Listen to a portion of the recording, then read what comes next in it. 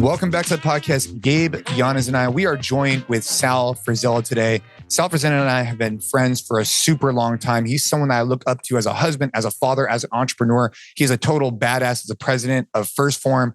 We've known each other for a while. We've always connected to doing hard things. But today, we talk particularly about things that really matter to Gabe and I know many of the people listening, about being a father, about being a husband. Gabe. Yeah, man. I mean, we've talked to Sal in the past, and I think that many times we've really had business topics to talk to him about because he's an awesome entrepreneur. What I loved about this conversation is we really took it to being a dad, being a great husband, how those things tie together. Talked about the game of baseball, which I absolutely love, and tied that into everything. Golden sombrero, is that what it was? Golden sombrero, that's right. So yeah, man, I hope you guys enjoy the episode. And before we get started, if you like the show, if you like this episode, please subscribe either on Apple Podcasts or Spotify. It goes a long way to help the show. We appreciate you guys listening, but if you could take that extra step, we would really appreciate it. But yeah, enjoy this episode, Sal. Let's go. So I don't know, what was it, a couple weeks ago, I was messaging with you and you said that you were going on a trip with the family. And then you wrote back to me, you're like, hey, we're prioritizing more travel lately. So I kind of wanted to start there in our conversation because why are you guys prioritizing more travel in 2024? What sparked that decision? How did you come up with the conclusion? All that kind of stuff. And then how has it been so far? Because we're in February. How has it been so far? Yeah, no, listen, I look at when you're building a business, it's very easy because this is a baby too, right? This is your challenge. And so you get really, you fall in love with this process and you fall in love with this baby. And it's very easy to forget about I'm not saying the ones that really matter, but it's really easy to kind of put the priorities aside and focus on this. And what I have done poorly over the last 2 years is, or however you want to look at it, I've really been business centric and my kids are only going to be small for a small period of time. They're only going to be in this magical age for a small subset of time. And I'll have plenty of time. I don't want to say plenty of time to make money, but I'll have plenty of time to come back to a career or to finish out a career, however you want to look at it. But I only get this chance once.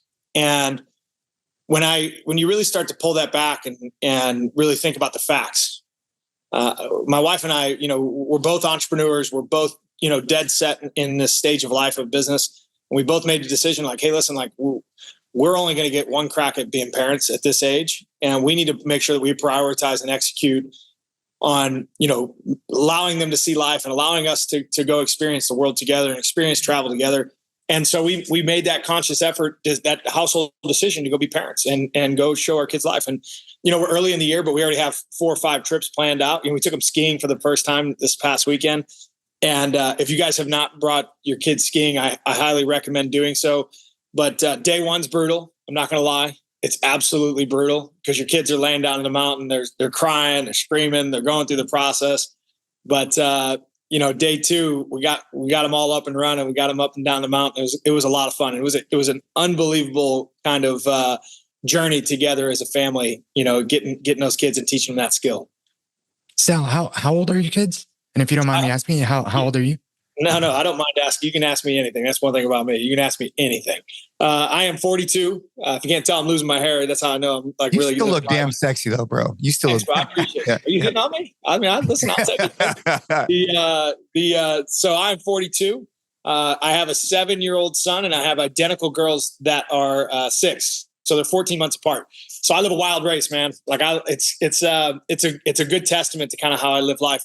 I only know one gear and it's fifth, and I try to grab it and get after it. And so, 3 kids in 14 months has really set a challenge for me, but I'm here for the fight. Yeah, I asked because you were mentioning this magical age when they're small, and I was wondering exactly what you meant by that. Was there like a specific? I'm curious because I love this kind of pivot to like really embrace these years now. Was there like a specific moment or a specific thing that happened maybe over the past 2 years where kind of opened your eyes to like, hey, this whole business thing? Like, I got time, man. Like, I'm 42, but I got decades to do that later. Was there anything that just kind of like opened your eyes to like, now's the time? Yeah, there was a few moments, and I struggle, and I think a lot of dads and a lot of parents struggle with this. Is you want to provide for your family, so you understand the best way to provide is money, right? And so you have to go make money. And so I'm not one of these guys who says, "Oh, money doesn't matter." Money does matter, and it's a functional tool. It's a tool that you can utilize to give your kids experience if you use it correctly. And so I've always been torn with, what is the perfect balance? And what I realized, there's no perfect balance. And time, if you let it, will slip away from you. And health is not a guarantee, and accidents do happen. And I had a friend of mine who suffered an accident. He had a stroke, and a young guy. He's one of my mentors. He's a younger mentor. And you realize, man, that could be me. It happened just like that. And I thought to myself, now I'm not going to sit there and lay in that bed and go, you know what? I should have done this. And the struggle of, the sacrifice of whatever it is now today in business is not worth the price of regret, big picture and long term. And I'm not going to live that life of regrets of not, when I had the chance, not giving my kids the opportunity to go experience life as a family specifically, because I'm not guaranteed tomorrow, right? And I'm not guaranteed to be 55. I'm not guaranteed to be 75. I'm only guaranteed what I got today. And that's when I start processing that, that I'm not a spring chicken anymore. And, my business mentor who's 52, who had that accident, it's one of those things, like, you realize that could be me. And if I don't prioritize those decisions that are important to me, I'm going to live with a life full of regret. And I don't want to do that. And so I'm making decisions, and we're taking action today in our family to make those moves in the right direction. Well, go ahead, Gabe. Well, I was just going to say, was your wife like on board from day one? Because I know that Raquel, right? Yeah. Yep. I know that Raquel's, an entrepreneur in her own right? Like, she's not, just, hey, stay at home and I'm going to, if you say we're going to go travel, we're going to go travel. How was that conversation like?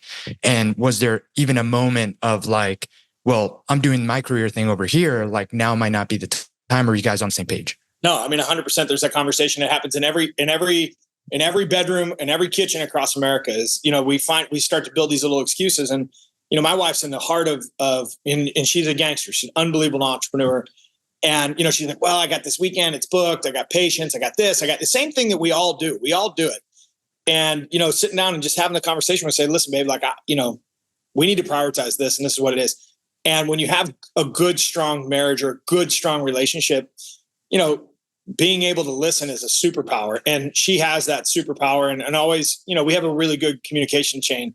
And, when I kind of broke it down and said it, and she's like, well, all right, what weekend we're going to go? And it's, what are we going to move around to make these things happen?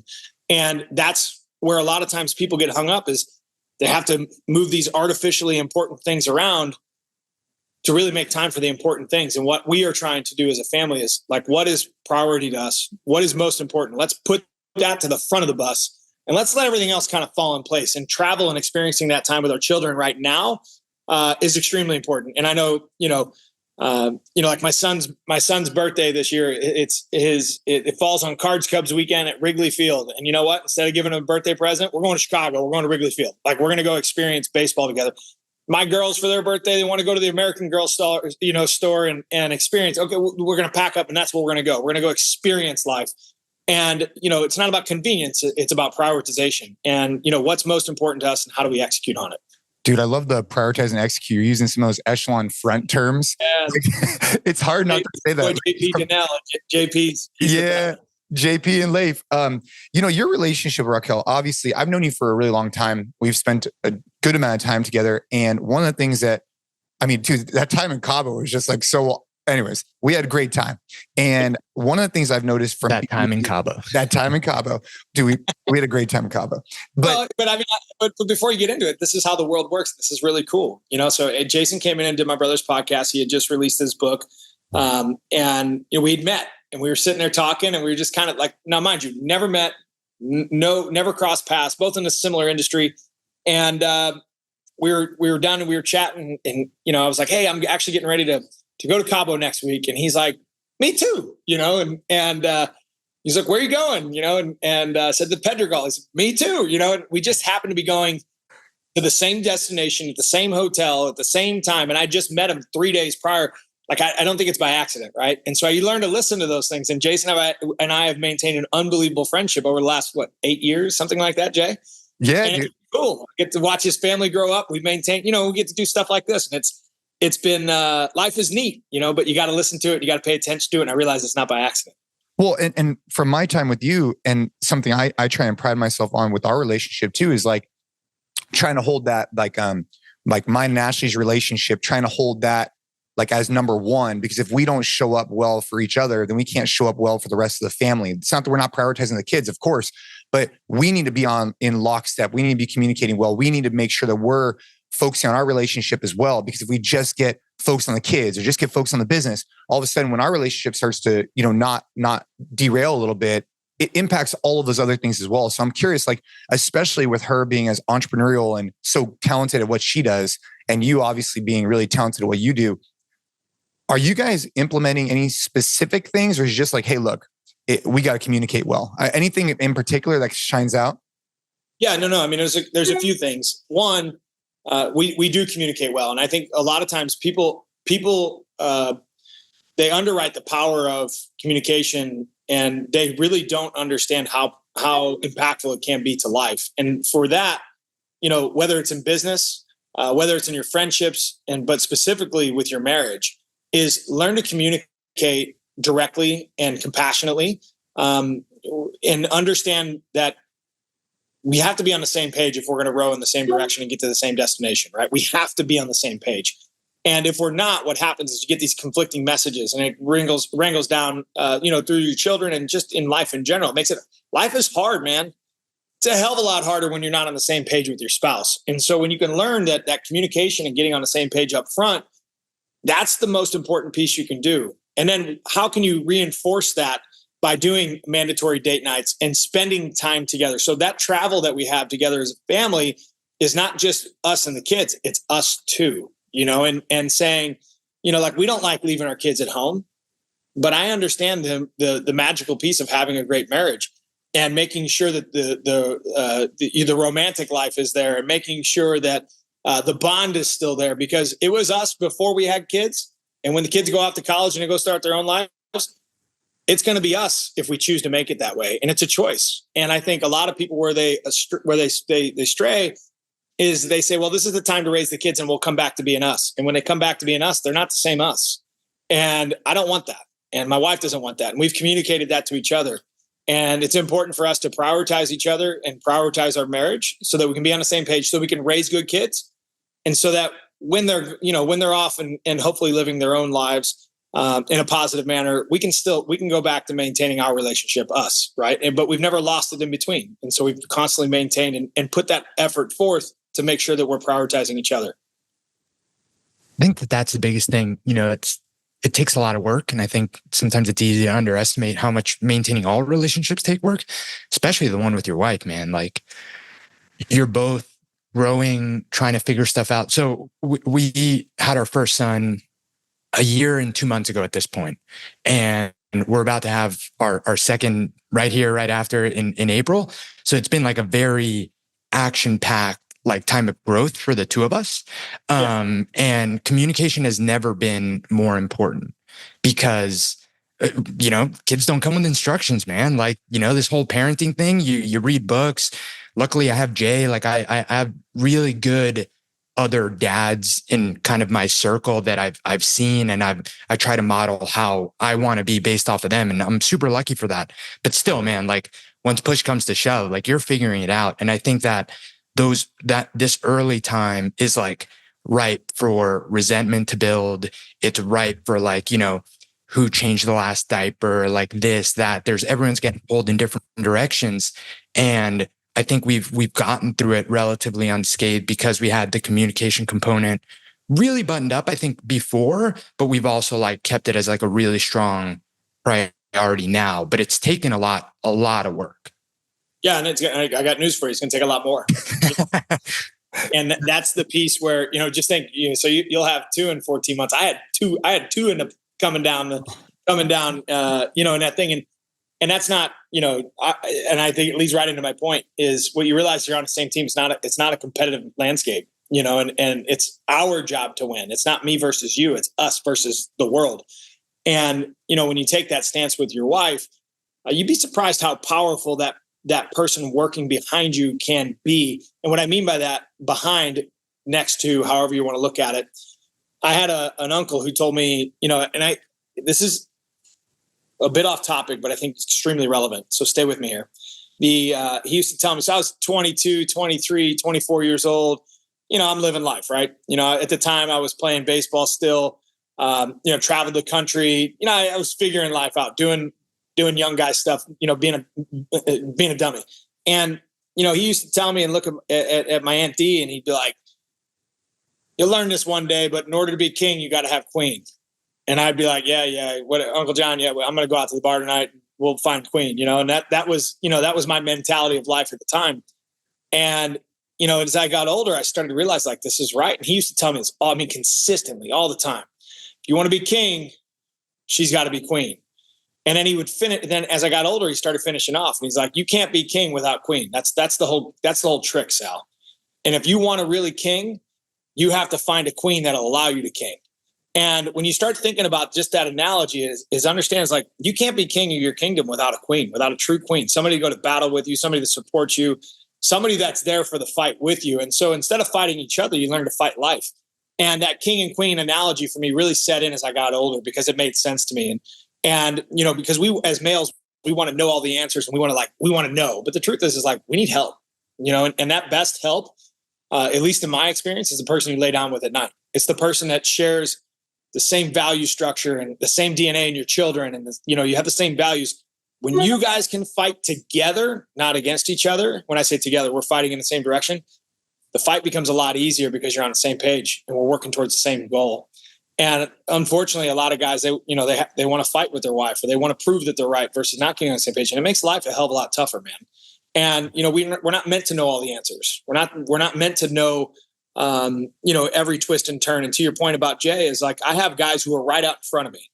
Everybody thinks of a mentor as a mentor has to be 75 years old and live life perfectly. No, find strong men of character that are out in front of you a little bit, and then find a few maybe out in front of them and listen to them and bring them in and ask them for help.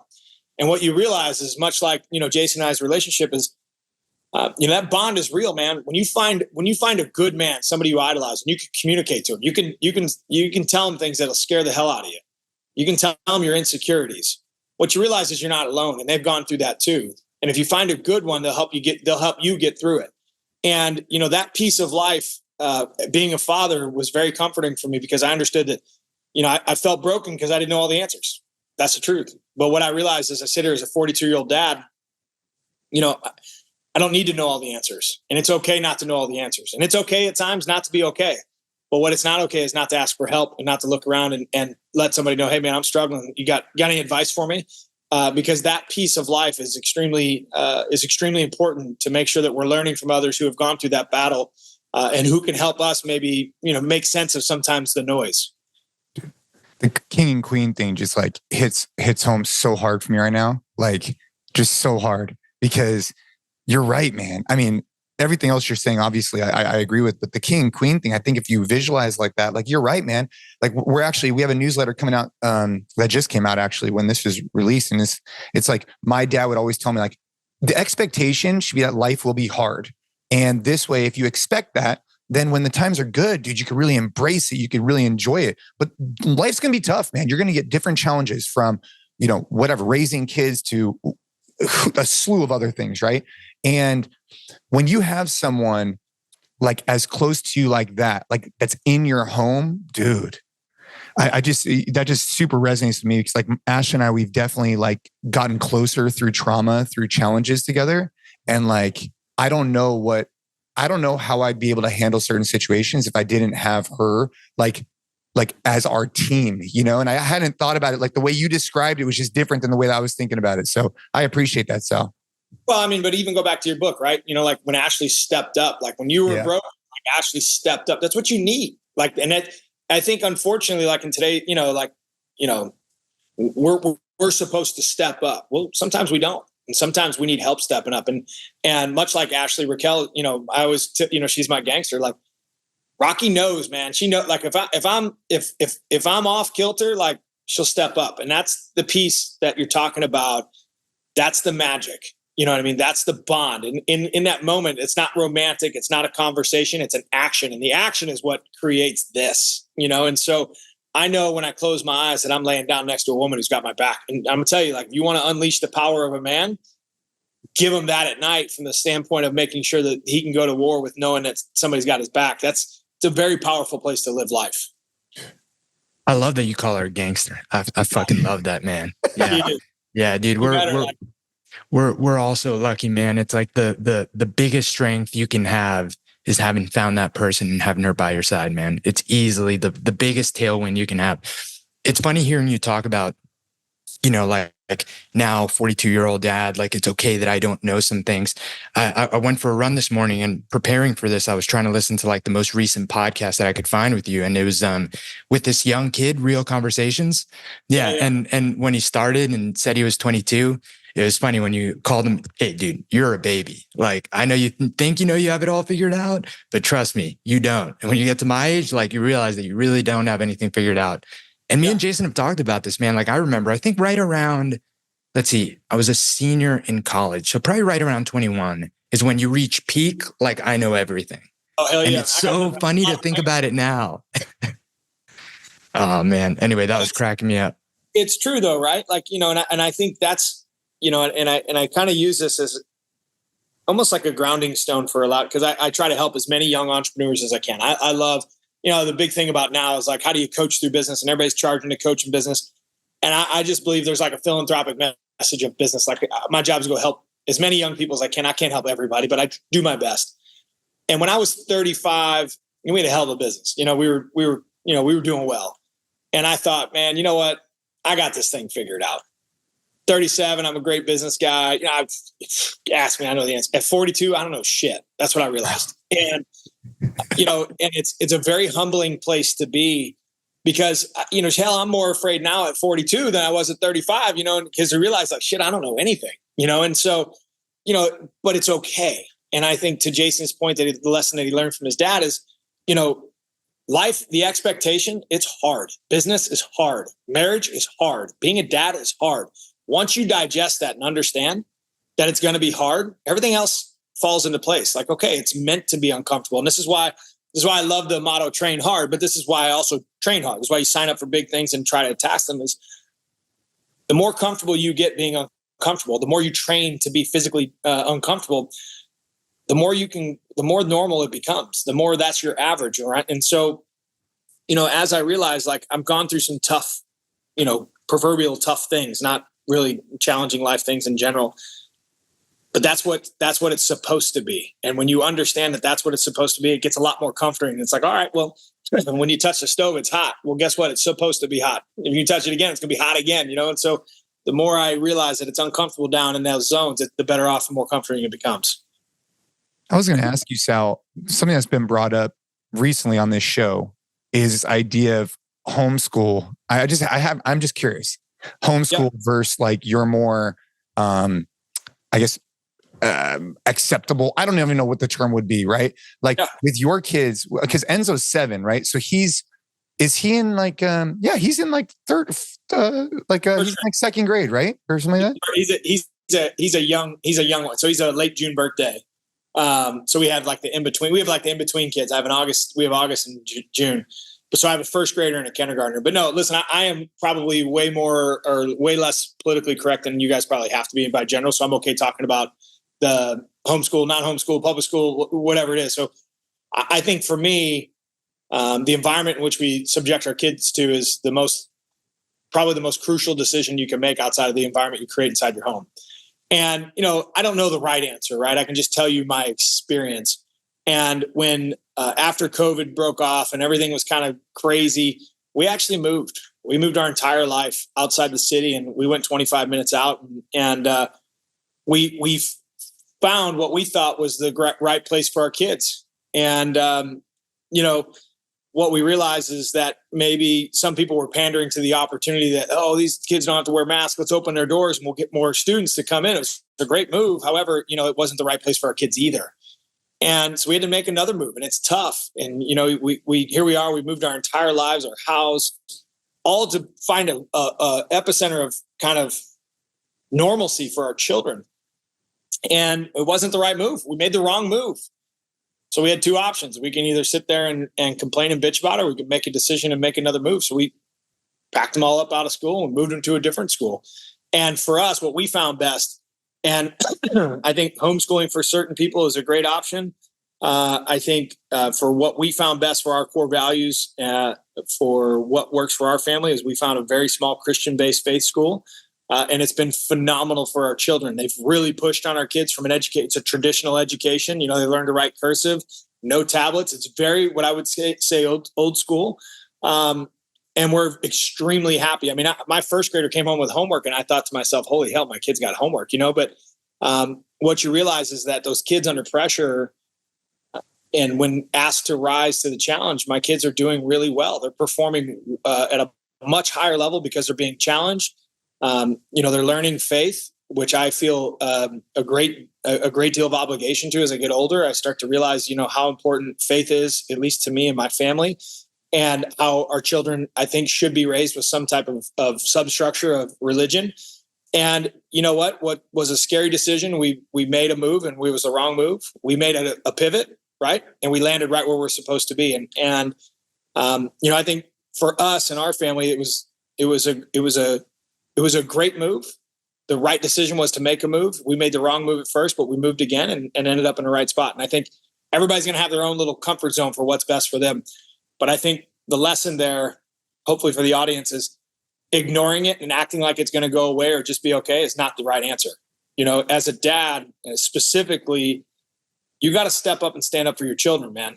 You got one obligation on life right now. And if you're not going to stand up for your children, which a lot of dads don't, they just back down and listen to the noise. Like, I'm not that guy. I'll walk right in the office and I'm not an asshole. I don't go over the top. But the uncomfortable conversation, I am 100% comfortable having. And when it comes to my children and how they're going to be raised and what they're going to be presented, and are they going to put a litter box in the corner of the room? That shit ain't going to happen in my house, you know? And so it's not going to happen where my kids go to school either. And I stand up for them. And what I realize is other dads are really appreciative that I would do that. And that I do that. And where there's one, then there's two. And where there's two becomes four. And I challenge all the dads. It's like, those are your kids, man.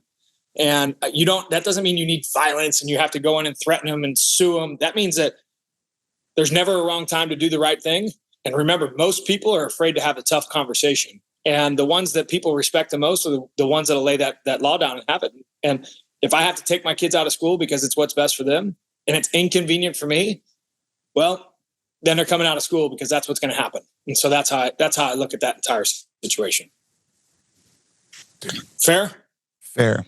I love that because, I mean, I can relate to that. You know, my kids go to a private Catholic school, and I like to think that there's some old school values there for sure. We're generally pretty happy with it.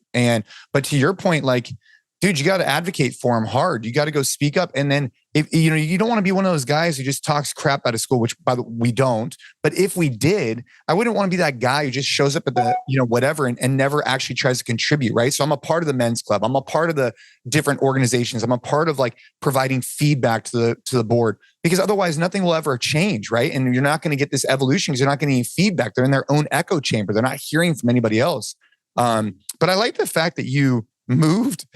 And then, so did you actually, because I knew you had a new house. Did you move and then literally that house literally move again? No, what we did is we moved and then put them in a new school. And then we pivoted out of the school and moved to a different school. Okay. Yeah. And, I think that that's perfectly fair. Like, I think you summarized it really well. Like, just because it's inconvenient for you, if it prioritizes the kids and they're going to be in a better position, like, you got to do it, especially now when they're younger, because then they don't develop all these friendships and stuff. Then you pull them out of the school. That's tough. And when we moved, so it kind of makes, like we have our headquarters here at HQ. My old house is only, 5-6 minutes down the road.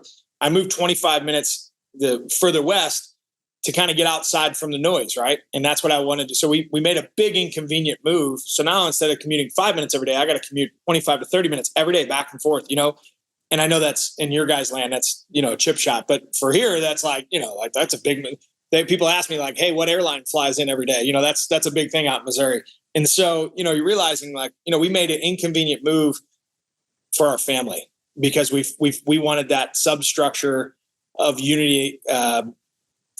That was a priority to us. And, and that piece, I'm extremely thankful that we both had the courage to say, hey, all right, we're going to uproot our entire ecosystem and go out there and do what we feel at the time is best for our children. I think that at the end of the day, it just comes to being involved, right? Like whether you're making the decision to homeschool, to, find a small private school, to make it a faith-based school, it's just not taking the path of least resistance, which is just like, well, they're zoned for this and starting kindergarten in September and that's it, and bring back good grades. And, as long as there's nothing like super alarming happening, like it's all good, you're hands off. I think that that's unfortunately where a lot of people fall. And I know that, we say this a little bit from, we're very fortunate that we have the time and ability to go out there and be super involved or find these schools, but everyone can be involved to some extent. Everyone, right? We've talked about in the past how important it is also to like, who are the coaches that are interacting with your kids, right? Like making sure that you know what values everyone has that's teaching any sorts of lessons to your kids is so important. And I'm obviously, quite a few years removed from making those decisions, but super important, right? Not just the lessons that you're imparting on your kids, but coaches, teachers, everyone else that's going to have an impact. It's so important. Yeah. And I mean, I couldn't agree more. Yeah. Just the environment that you put your children in is your responsibility. And ignorance, to your point, that's their responsibility. That's loser mentality, and when you come back in 12 years and your kids are struggling with a whole bunch of, mixed messaging, it's likely because you weren't involved. And I think, Gabe, your point's perfectly put is everything that you have that's valuable in your life is tough. Everything, including your children. And when you make those decisions, like they're tough, they're inconvenient decisions. You getting up and running at 6 o'clock in the morning, that's a decision. It's an inconvenient decision that you make. You could lay in bed, but you're deciding to get better, and those things that we value through struggle are what really end up shaping us into who we are as humans. And so, when I think about our children, there's no excuse, and I think about this with youth sports, and you guys probably experienced, Jason. I know you, baseball parents in the Midwest are nuts. Like they're nuts. Even at his age, at like 7, they're nuts.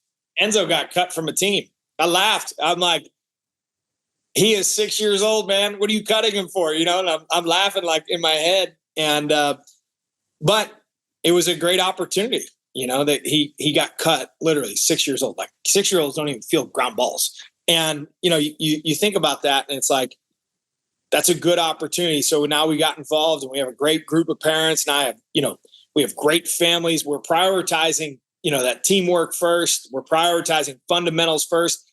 If you've never read, and this is for every single dad, coach, human on planet Earth, mom, whoever, if you're coaching, Mike Matheny and he was a Hall of Fame, or he's an all-star catcher for the Cardinals, manager for the Cardinals. He's got 20 years and plus in the bigs. He wrote a letter called the Matheny Manifesto. Have you guys read this? No, but I'm going to write it down right now. No, not write it down. Print it out, live by it, and hand it to all your friends and family, and tell as many people as you can. Because the Matheny Manifesto, in my brain, having played underneath this man, he's one of the best men that I've ever met. He is a true, when I say locker room leadership, dude, he's a tough dude. Sets the standard, holds the standard, ran the locker room, ran a tough club, but he wrote a letter to the parents, and that's the Matheny Manifesto. Maybe I have seen this. I'll have to go look. It's like he gave it to the parents before the season started and just say, hey, these are the expectations. 100%. Your kids are going to be on time. You're not going to be in my dugout.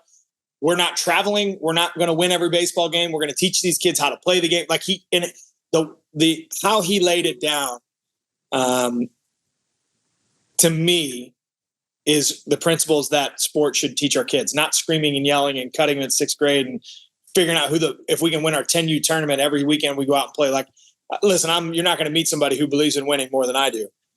But you're also not going to meet somebody who understands the importance of character and teamwork and substructure of what happens in a locker room and the importance of it. And so I think the Matheny Manifesto did just an absolutely phenomenal job of laying that down. And I think it's important for every young parent to be able to read that. So is it also, just because I was looking it up, is it also a book? Like, are those two separate things? Yeah, he has a book and then there's an actual letter. Yeah, there's two separate things. So there's a book, and then what the principle of the book is based off of the letter that he wrote to the parents, and then kind of how it parlays out. Got it. Okay. Cool. Great dude. Sal, I know, because you played baseball far. I mean, in the minor leagues, right? And got injured, right? And obviously now that you're with your children, I'm curious how that works. So one of the gentlemen here, he played for the Red Sox, is one of the gentlemen that in the Los Gatos League. Kevin Youkilis. Have you heard that? Do you know that? Or am I totally? Anyone that knows baseball knows Kevin Youkilis, Jason. Yeah, Kevin Youkilis. That's back playing the Cardinals in like 2006. Yeah, I know. I mean, I don't know him, but I know him, of course. So he's one of the dads on the team that Caden's on right now. And I find it to be super interesting. So Caden, he's on like a 10U team, right? So like they're old enough where like they kind of get it, but they're not, And it's so funny because you'll see him sitting in the either as like an assistant to the assistant coach position or just like out in the field, just chilling. And he doesn't like yell. He doesn't get all excited. He just be like, hey man, like just scoot over a little bit. Or he doesn't say anything at all. He just sits there and just chills.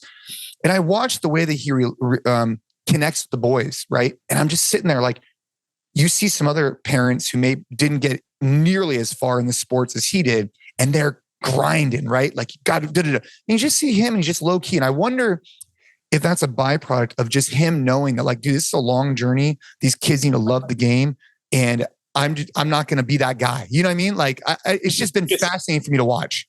You just smacked it right in the face. I mean, anybody who's done anything for a long period of time, the only reason that you can do it for a long period of time is because you love it. Dude. And if you teach these kids not to love it at a young age because they're getting yelled at all the time, who the hell is going to want to go to the field to get yelled at? Nobody.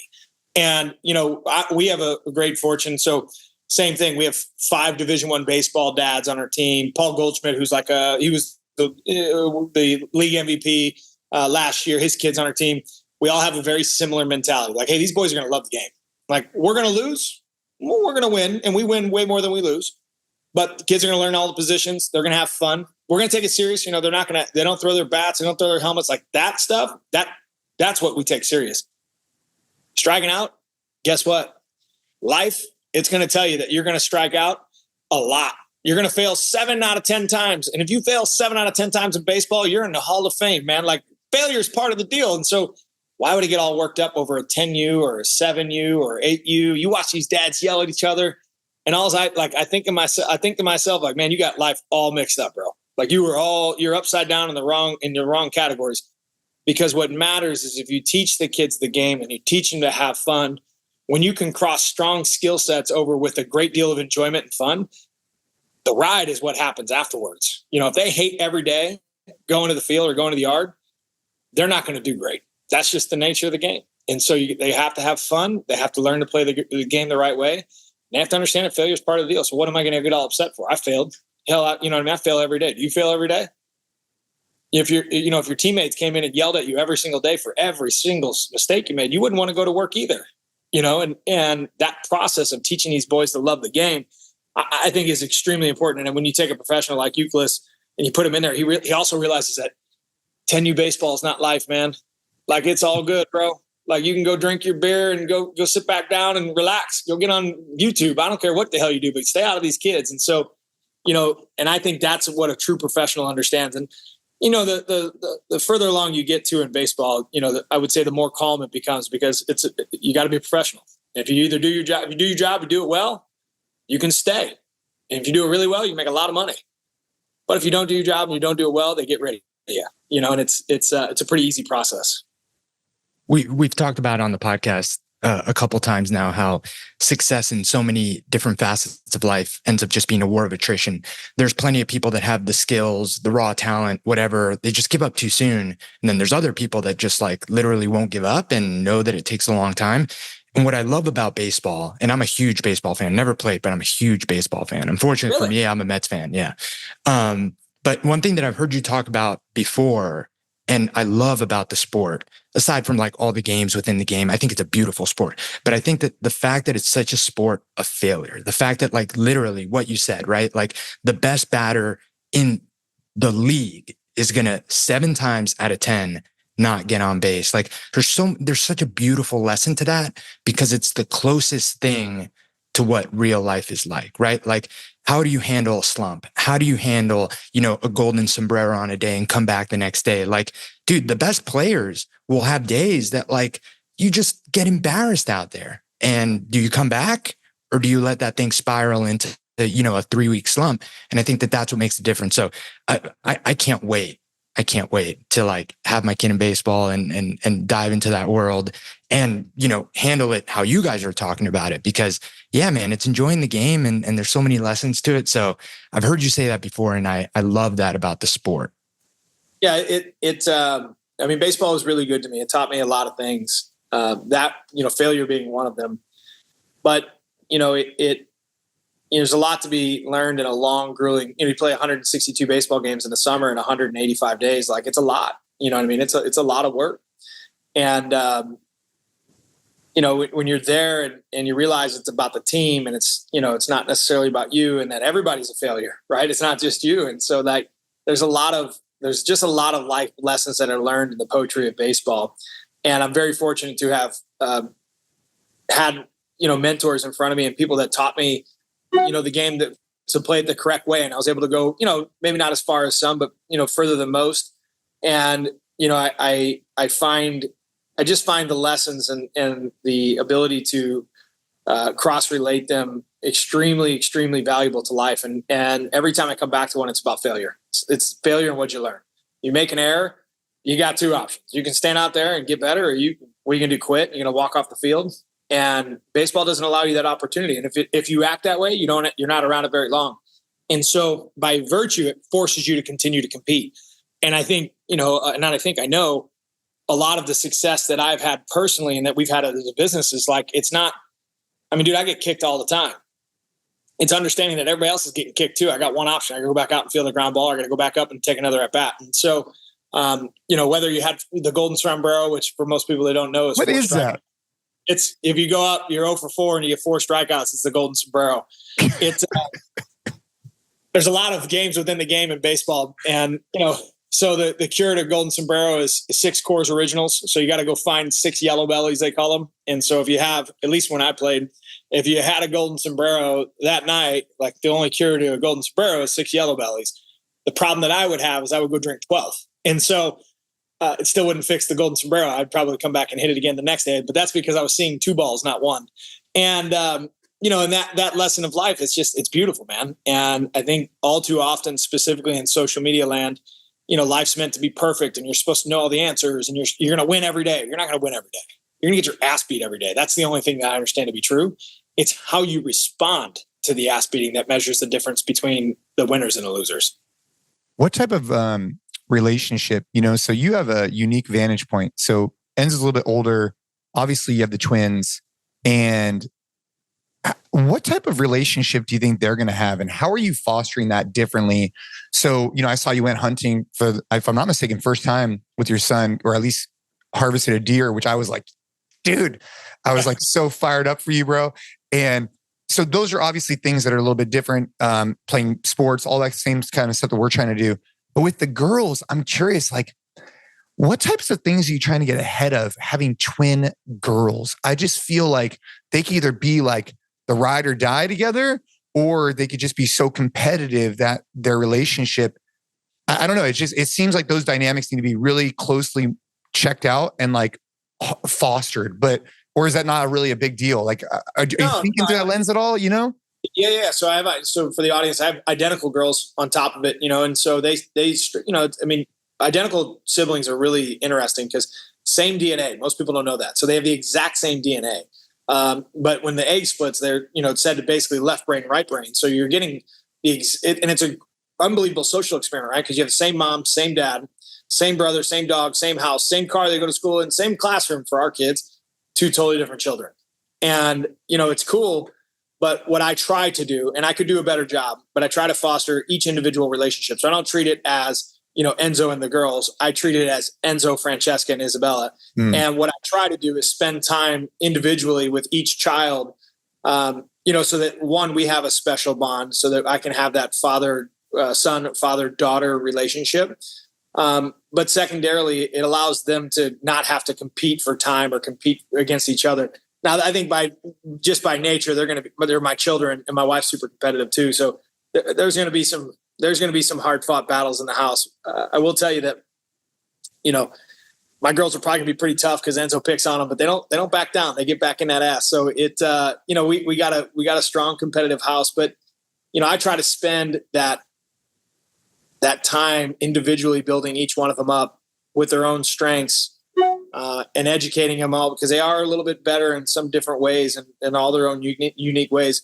But I just try to spend that time with them. And, it's kind of to Gabe's point. Like I try to commit to the time and make sure that I prioritize that, so that they can have the confidence. Cause I think that's what they need, right? They need that individuality, confidence to show that they're not always going to be together, or they don't always have to compete.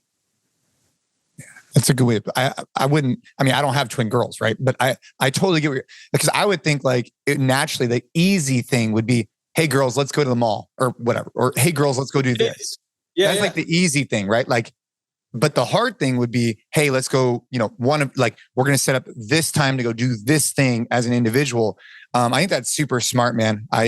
Obviously, like I said, I'm not in those same shoes, but it seems to make sense for me from an outsider's perspective, because they're also not just like always attached, right? Because then all of a sudden it's like, they're probably already having like similar friends. They're going to similar parties. They're probably already doing all these things together. It's like, how much time are we able to separate apart? And I imagine at an earlier age, it'll help them like have their own identity instead of just like together. So cool, man. Good on you. Those are the kind of things I'm curious about, right? Because I don't have the same situation. Yeah. It's just, how do you build the confidence? I think in life, that's where you come back to. It's confidence, and you have to build it. It's nobody just giving it, you have to build it. And so, just trying to take the intentionality around, hey, how do I build the confidence on each one of my children so that they can go live their own lives? Because to your point, sometimes twins, this is how they live life. They marry other twins and they live in the same house and they grow up. And I think our girls will have a really strong bond, but my goal is to not have that, right? And my goal is to have them have their own individual lives and their own personalities so they can go live life. So I have a question that I'm curious about here. So I was perusing through the New York Times, as one does. And perusing, is that a word?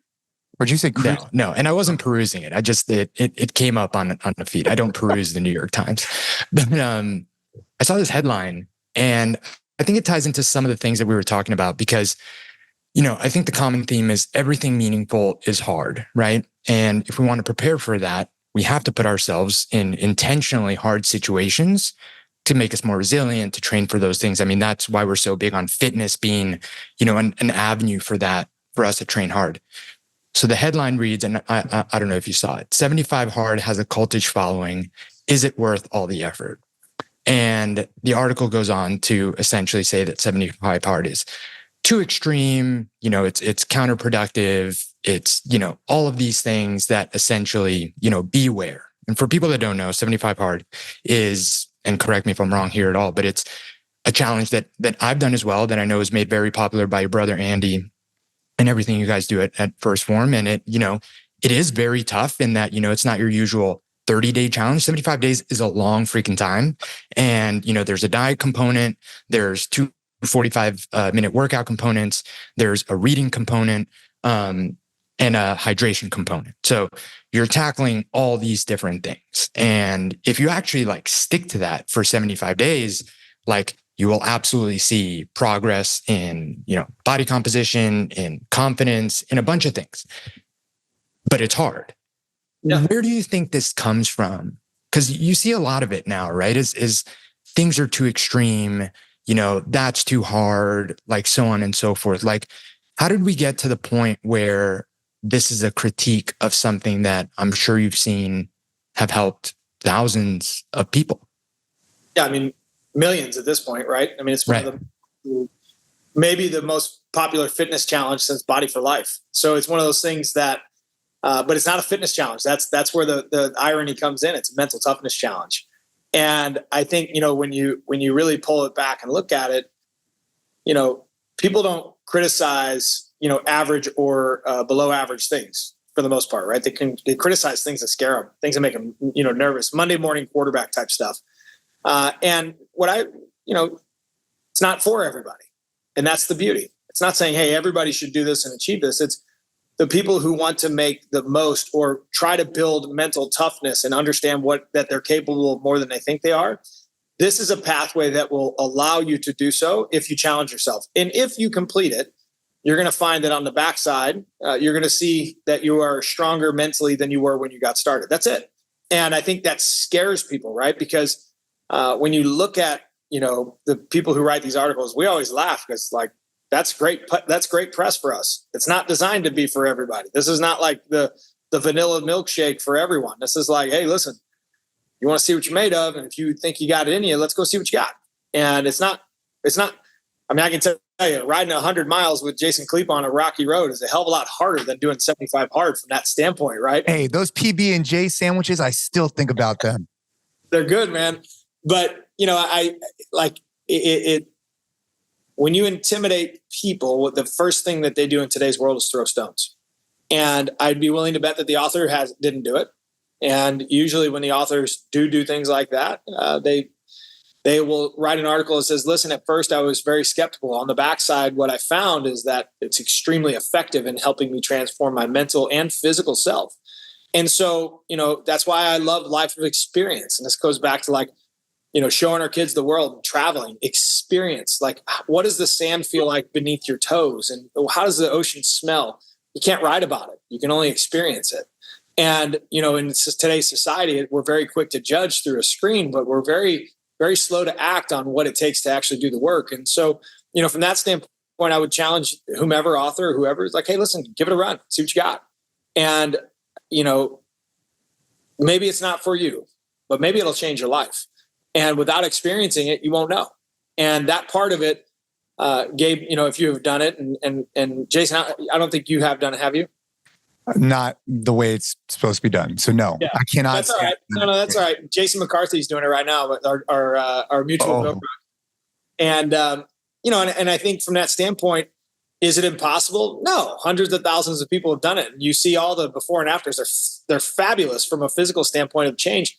But what you don't see is what happens up here. The struggle of, what, man, I kind of want that donut, or I want that beer, or you know what, nobody's going to see me if I don't actually walk this, this last 45 minutes outside. Nobody's going to know, but you know. And that's the beauty about life, man. Like when you really genuinely got to hold yourself accountable doing some hard stuff, and you allow yourself to progress and push through it, not only are you capable of a lot more, but when you actually do the work, the results speak for themselves. And that's what I love about it. That's what I love about fitness. That's what I love about life, is the work. It cannot be replaced. And if you do the work and you do it correctly and you do it with the right intention, the results will take care of themselves. And all too often we find this today's society is, I'm broken, or I'm different, or they have it easier than me, or they were, whatever, raised with this or without that, without trying themselves. And, when you think about life, like we all have a different starting point, but we're all capable of making decisions to get us further down the road than where that starting point got us going from. And all too often in today's world, we play victim. It's like, well, that's not fair, or that's not for me. And quite honestly, the best thing we got about, we were raised with parents, and we got a dad, come from a blue collar family, raised in the middle of America. Like, quite honestly, I don't give a shit what you think. I give a shit what you do. And so come on out and let's see what you're made of. And so that piece for me, I love. It's our blue collar roots. And, I think the proof's in the pudding. It's in the results are in the work. Yeah. The results are unfudgeable, right? No, I love that, man. Yeah. Yeah. It's funny that I stumbled on that like yesterday, not really on purpose. I was like, I'm gonna ask him about this and see what he thinks. But I love that answer, man. First you'd be in the New York Times or Forbes, and it would come across, and, nature of business, you're like scared. You're like, holy shit, like what's going to happen? Right. And then you realize, like, you know what? Listen, people are going to write things. People are going to say things. And this is life. You're going to go out on your own, and you're going to try new things. And they're going to scare other people, and they're going to make them. But you don't become a great sailor by sailing in smooth seas, right? Like you got to try something new, and you got to get out there in the storm sometimes. You got to see what you're made of. You got to figure it out. And those are the people that they talk about. Those are also the people they write books about. So, it's one of those things that, for us, I don't care about what the 50,000 people say in the stands. I'm more concerned with what the 50 people on the field are doing. We got to decide what our next thing is. I know, like did you end up doing a half marathon ruck? I've done a couple of marathon runs. Marathon. What do you got? I mean, listen, I'm just waiting for you to come to Missouri. That's all. Hey. I mean, I can come out there, but hey, you know. we did the Century Ride, which was a cool achievement. I was thinking, dude, like a 10-mile sled push would be or something sled pushy. I mean, I saw the little uphill one you did a couple weeks ago. That one looked gnarly. Yeah. Hey, with all the men's club, bro, we took over the street, but everybody loves us. There's a lot of, everybody likes the idea you'd think. July? July? No, do you know why? No. Well, I'll tell you in a second. I want to hear what you have to say. We're pushing these sleds up this steep hill. This woman comes out on her balcony. She has a cup of coffee in her, like a morning, like whatever. I'm thinking, oh man, she is going to scream at us because we didn't have any music or anything, but we were kind of, huffing and puffing. Yeah. She just looks at us, and I just look at her. I was like, I'm terribly sorry. Like, good morning. I hope you have a great day. She just looks at me. She's like, I love what y'all are doing. Keep doing what you're doing. And I was like, all right. Listen, man, people admire people doing hard shit. It's been that way for 1,000 years. It's going to be that way for another 1,000 years. And there's always going to be people writing about it, throwing stones while you're doing it. But the truth is they're not willing to do it themselves. And that admirable piece, like that's what makes, that's what makes weak men uncomfortable, is when strong men are willing to train to do things that weak men are not. And I'm not one of these guys that says, oh, we got to go to men's camp and pour water over each other and go sit in the, that's not what I'm saying. You're doing hard shit. You know what I mean? And hard shit is admirable. And when a female is watching you and, she's probably thinking in her head is like, these are the guys that protect our community. These are the guys that are going to stand up for us. These are the men that are training and willing to do what most men are not. It's always been admirable. And I think that's the part that's awesome. But I will tell you in August, if you got, you got something up your sleeve, I might have something for you. Well, sounds like we might need to hear about what this something is. I'll message you later. I want to hear what this is. I'm always down for a good time. You know that. I know. I just don't know. You know what I mean? Like you got that ocean in your backyard. You better start using it. Oh boy. Yeah. All right. Well, hey, Sal, we want to be sensitive. Muscular, dense people. We want to be sensitive of your time. Dude, I really appreciate you. We're gonna, dude, I always loved connecting with you. I just think that you're one of the guys that just, you live by a code, and I just appreciate it. You do what you say and say what you do. And it means a lot to me through our friendship. So I want to thank you for the time today. Gabe, anything to kind of close us out? No, man. Likewise. We've had conversations in the past. We've done podcasts in the past, and I'm always like ready to run through a brick wall afterwards. So I hope that the listeners get the same, but I appreciate it, man. Well, listen, I appreciate you boys and the opportunity, to spend some time with you guys, and the feeling's mutual. It's definitely a two-way street. Life's cool, and it introduces you to cool people, and I'm proud to call you guys friends and have you in my corner. And you guys know, there's anything I can ever do for you, the audience, whatever. I'm happy to help. But I appreciate you boys, and keep doing that good work and getting them men in good shape. Train hard.